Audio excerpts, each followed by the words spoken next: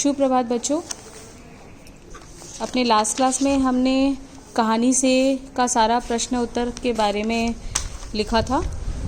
आज हम कहानी से आगे हमें नहीं करना है, ये हमें अभी इसकी आवश्यकता नहीं है। अब हम अनुमान और कल्पना का क्वेश्चन 1 और 2 भी हम नहीं पढ़ेंगे, सिर्फ हम उसका क्वेश्चन नंबर 3 देखेंगे। ठीक है। क्या आपको लगता है कि वक्त के साथ फेरी के स्वर कम हुए हैं? कारण लिखिए। वक्त के साथ फेरी के स्वर कम हुए हैं। ठीक है। यह सच है कि क्योंकि अब बाजारों और दुकानों का विस्तार हुआ है। पर्दा प्रथा की समाप्ति के बाद औरतें भी घर के सामान लाने बेहिचक बाजार जाने लगी है। दूसरी बात यह भी है कि लोग पैक और मुहरबंद चीज़ों को खरीदना ही उचित समझने लगे हैं, इसलिए फेरी वालों की संख्या कम हो गई है। क्या होता है कि वक्त के साथ सब कुछ बदल गया है। पहले फेरी वाले घूमते थे और बेचते थे, औरतें घर से नहीं निकलती थी, लेकिन अब यह सब कुछ बदल गया है। वक्त के साथ फेरी के स्वर कम हो गए।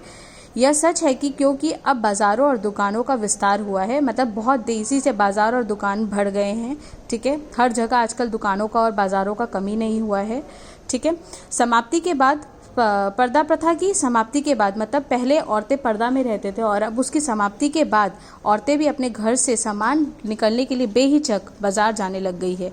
और दूसरी बात यह है कि लोग आजकल हम पैकेज आइटम ज़्यादा खाते हैं, तो वही कह रहे हैं कि लोग पैक और मुहरबंद चीज़ों को खरीदना ही उचित समझते हैं, इसलिए फेरी वालों की संख्या कम हो गई। इसीलिए आजकल लोग बाज़ार में ज़्यादा जाते हैं और फेरी वाले कम हो गए हैं। ठीक है। तो इसको आपको लिखना है। अब है भाषा की बात। भाषा की बात का भी हम केवल प्रश्न 1 ही करेंगे। ठीक है। 2 और 3 आवश्यकता नहीं है। मिठाई वाला, बोलने वाली, गुड़िया। ऊपर वाला का प्रयोग हुआ है। अब बताइए कि वाला से पहले आने वाले शब्द संज्ञा, सर्वनाम, विशेषण आदि में से क्या है? ठीक है। और दूसरा प्रश्न है, ऊपर लिखे वाक्यांश में उनका क्या प्रयोग है? तो देखिए, पहला वाला जो है कि ऊपर वाला का प्रयोग क्या है। ठीक है। वाला से पहले आने वाले शब्द क्या है? यहाँ पे वाला से आने वाला शब्द जो है मिठाई, वह एक संज्ञा शब्द है और बोलना एक क्रिया है। बोलना क्या है? एक क्रिया।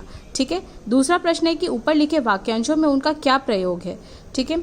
मिठाई वाला शब्द में वाला लग जाने से यह शब्द विशेषण बन जाता है और उस व्यक्ति के लिए प्रयुक्त होता है जो मिठाई बेचता है। ठीक है।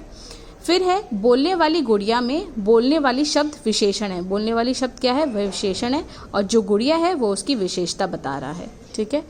तो इस तरह हमें पहला प्रश्न लिखना है। अब हम चर्चा करते हैं कुछ करने को का हम सिर्फ प्रश्न 2 और 3 करेंगे, लेकिन आज मैं आपको सिर्फ प्रश्न 2 दूंगी। इस कहानी को पढ़कर क्या आपको यह अनुभूति हुई कि दूसरों को प्यार और खुशी देने से अपने मन का दुख कम हो जाता है? समूह में बातचीत कीजिए। हाँ, फेरी वाले की कथा से यही लगता है कि दूसरों को प्यार और खुशी देने से अपने मन का दुख कम हो जाता है। हम अपने अनुमान से भी यह जान सकते हैं कि दुख तकलीफ के समय दूसरों से मिला जुला जाए तो मन को बहुत सुकून मिलता है और अपना दर्द कुछ कम हो जाता है, महसूस होने लगता है। कहा भी गया है कि दुख बांटने से कम होता है। ठीक है।